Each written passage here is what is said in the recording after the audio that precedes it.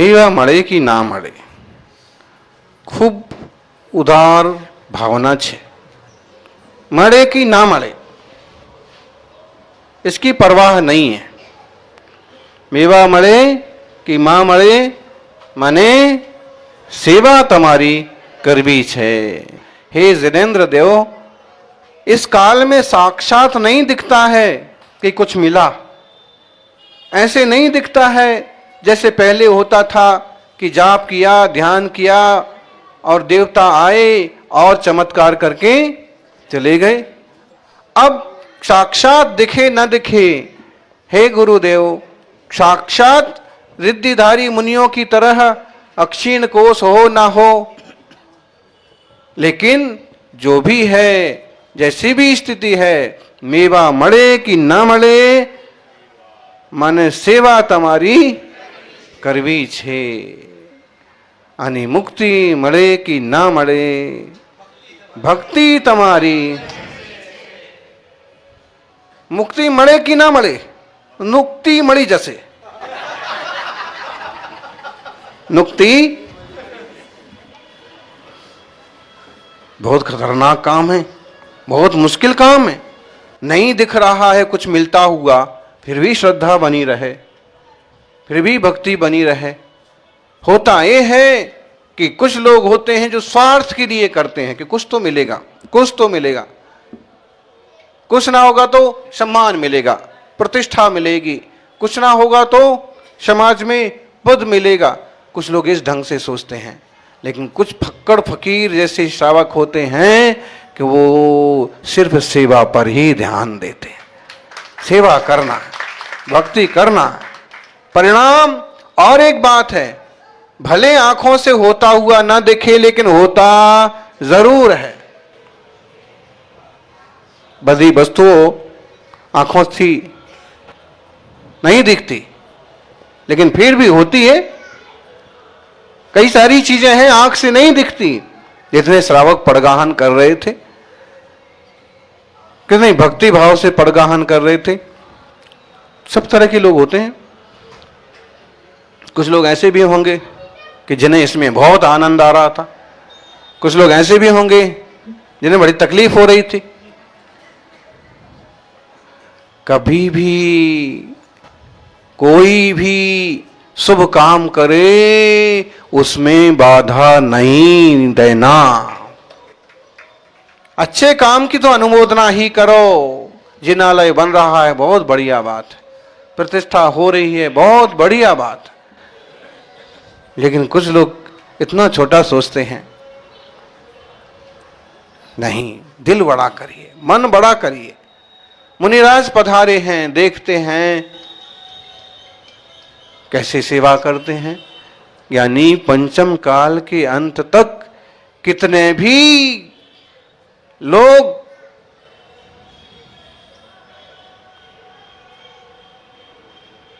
नास्तिकता के रास्ते चले जाएं, तब भी देवशास्त्र गुरु की सेवा करने वाले कोई ना कोई होते ही रहेंगे।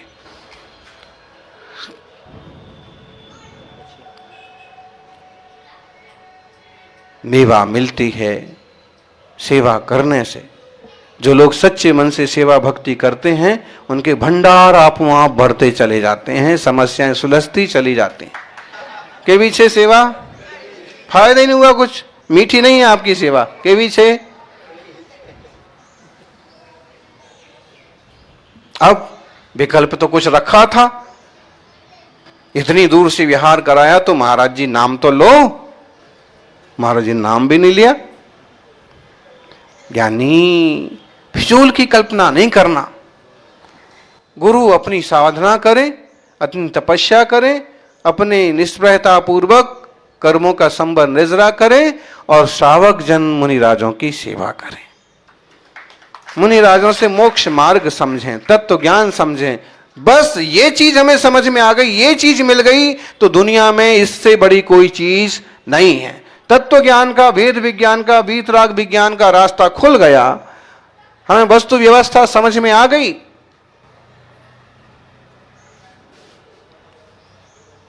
मुनिराज और क्या देंगे? लेकिन मुनिराज दुनिया में जो कहीं नहीं मिलता है वो मुनि राजों के चरणों में मिलता है। तत्व ज्ञान, शांति, सहजता, निर्मलता। इतने घंटे हो गए, कितने घंटे हो गए? 32 घंटे हो गए होंगे अपने को।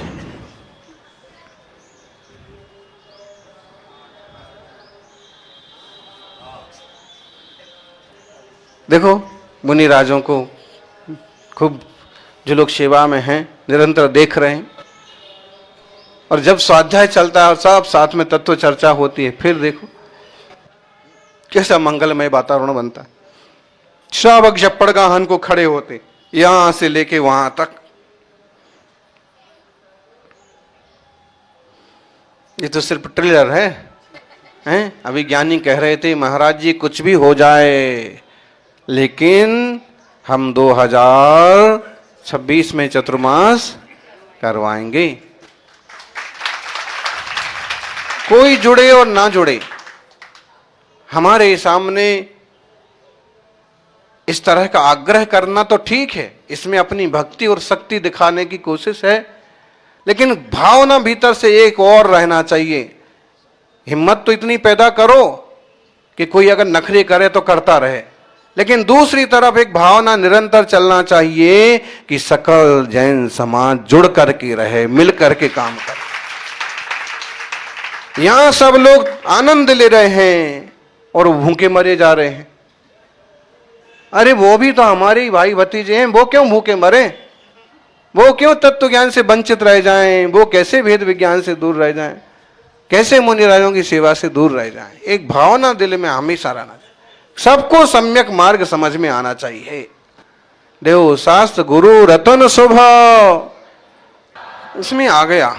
देव शास्त्र गुरु ये 3 रतन हैं। संरक्षक महोदय, देव शास्त्र गुरु 3 रतन हैं। अपन जड़ रत्नों की कीमत करते हैं, जड़ रत्नों की अपनी कीमत है, हीरा की कीमत है, मोती की कीमत है, कि लेकिन इनसे भी ज्यादा कीमत किसकी है? देव शास्त्र गुरु की। धर्मात्मा जीव देव शास्त्र गुरु के लिए अपने जड़ रत्न भी छोड़ देते हैं, बेच देते हैं और मंदिर बनवा के खड़ा करते हैं, पूजा करते हैं, लोगों को धर्म का रास्ता दिखाते। लेकिन ज्ञानी अपन नए मंदिर में, पास के मंदिर में, नई बस्ती में आए हैं, नया मंदिर बना है तो उसका तो लाभ लेना, लेकिन गांव के पुराने मंदिर जो हैं उनकी भी सेवा पूजा बराबर होना चाहिए। महीना 15 दिन में एक ना एक दिन बढ़िया सा सुंदर आयोजन होना चाहिए।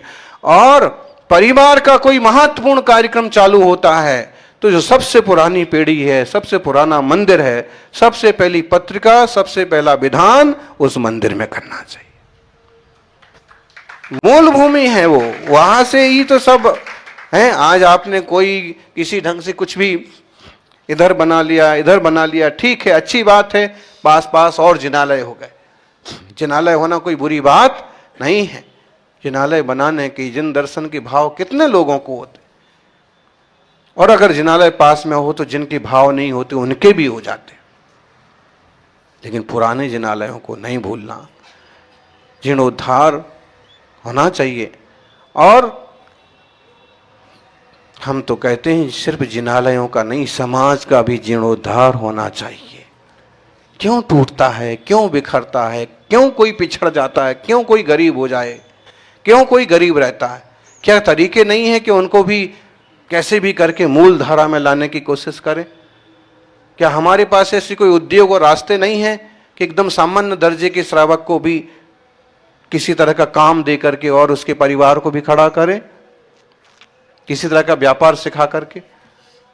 अध्यात्म जितना जरूरी है, परमार्थ जितना जरूरी है, व्यवहार भी उतना ही जरूरी है।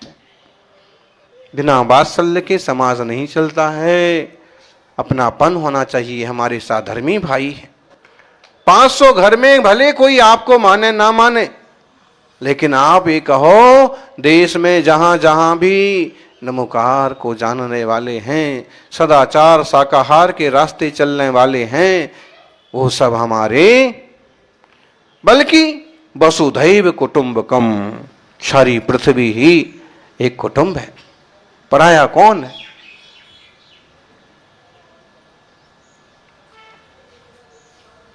इस तरह की विचार, इस तरह की भावनाएं निश्चित रूप से आप लोगों को आपके भावनाओं को पूरा करने में सहयोगी बनेंगी। और चतुर्मास तो थसे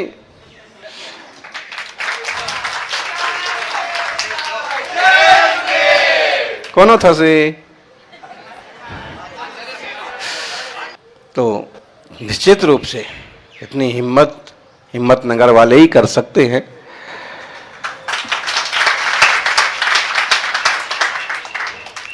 अभी माता जी ने भी कविता चालू की तो गाते ही गए, हम सोचे कि पूरे महाकाव्य की रचना कर दो। कवि कालिदास को पीछे छोड़ दिया,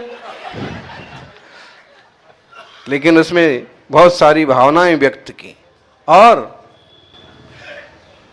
फिर संबुद्ध सागर जी ने उन्हें तो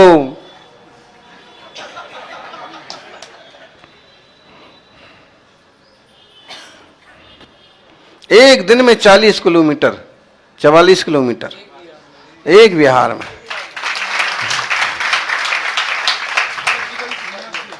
तो साधना और आराधना, इससे बड़ी क्षमता पैदा होती है जीवन में। और साथ में भावनाएं जब जुड़ती हैं तो खिंचे चले आते हैं। निश्चित रूप से पूरे संघ का चतुर्मास बहुत दूर नहीं हो रहा है, आप लोगों को वो लाभ मिलेगा। और અહીં કરવાનું છે,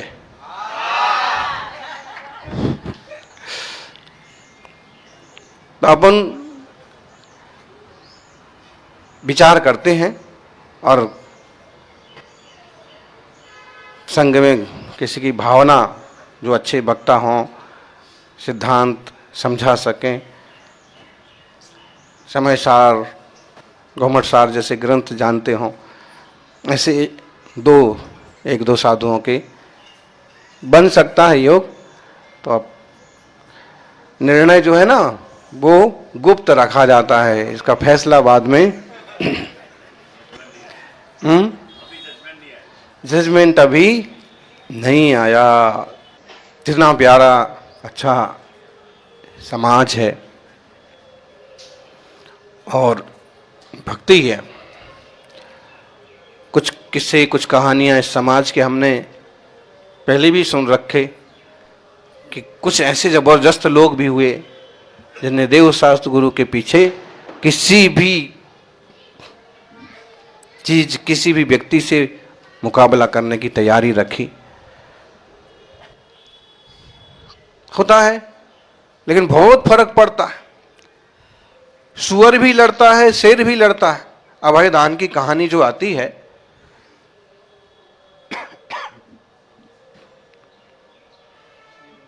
देविल, सुनार और धर्मिल नाई, दोनों पहले एक रहते हैं और दोनों एक छोटा सा रूम बनवाते हैं कि कोई भी आएंगे गांव में उनको रुकने के काम आएगा। और एक दिन मुनि आए तो देविल ने, क्या हो, ठंड का मौसम है, तपस्वी कहाँ जाएंगे, उनसे आग्रह किया, निवेदन किया, आप यहाँ विराजो, यहाँ विराजो।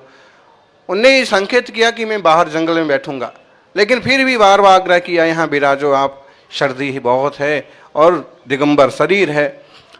वो बैठ गए, ध्यान में चले गए, दरवाजे बंद हो गए, बंद कर दिए सुनार ने। लेकिन उधर से कोई और दूसरा बाबा आया, ढेर सारे कपड़े, कंबल, लाठी, और धर्मिल आया, उसने कहा कि इनको रुकाएंगे। तो देविल ने कहा कि भाई इनके पास तो कपड़े भी हैं। नहीं नहीं, ये भी हमारे महात्मा हैं, महापुरुष हैं। अरे भाई इनके पास तो कपड़े भी हैं, तो बाहर भी रुक सकते। झगड़ा हो गया। ये सब जगह देख करके मुनिराज उठे, चुपचाप धीरे से जाके पेड़ के नीचे ध्यान में बैठ गए। बाद में खुन्नस बड़ी, लड़ाई झगड़े में दोनों के प्राण चले गए। मुनि भक्ति सेवा के प्रभाव से तो सुनार का जीव क्या बनता है, जो कि परिणाम बहुत ज्यादा ऊंचे नहीं रह पाया, झगड़ा तो झगड़ा ही होता है, फिर भी सूकर बना, शाकाहारी जीव बना। और ये जो था ना, ये बाघ बना, शेर बना, क्रूर परिणाम से, मुनि का अपमान से। फिर वहां भी क्या होता है, वही मुनिराज, मुनि तो मुनि हैं 2-2.5 महीने पहले ईडर में थे, और अभी कोशिश करते तो 2.5 महीने बाद फिर से ईडर में हो जाते। लेकिन उन्होंने तो युद्ध किए बिना ही हथियार रख दिए। फिर भी ईडर वालों ने संघ की अच्छी सेवा की, ऐसे साधुओं ने बताया। तो क्या हुआ, मुनिराज फिर भ्रमण करते करते और उस जंगल में पहुंच गए जहां वो दोनों जीव अपनी अपनी प्रयाग भोग रहे थे, आयुष्य भोग रहे थे। मुनिराज ने देखा कि ये गुफा ठीक है, यहां विश्राम हो सकता, ध्यान हो सकता है। भाई हवा से बच जाएंगे, पानी से बच जाएं, बीतरागी हैं, लेकिन इतना तो थोड़ा तो इसका ध्यान रखना पड़ता है। और संघनन मजबूत हो तो कोई दिक्कत नहीं, संघनन कमजोर हो तो एक पानी गिरता है सर्दी हो जाती है, एक लू चलती है और बुखार आ जाता है। थोड़ी सी परवाह कर लेते हैं। वहां पर ऐसा ही हुआ, मुनिराज गुफा में बैठ गए। शुकर ने देखा कि ये तो वही मुनि है, जाति स्मरण हो गया, पहचान गया। अरे लेकिन ये तो शेर की गुफा है, बाघ की गुफा है, वो आएगा और खा जाएगा, मैं इनकी सेवा करूंगा, रक्षा करूंगा। उसे पता है कि बाघ से लड़ना बहुत कठिन काम है, फिर भी द्वार पर बैठा। बाघ अपने घूम फिर के अपनी गुफा की तरफ आया, बुरी नीयत से गुफा में घुसने लगा।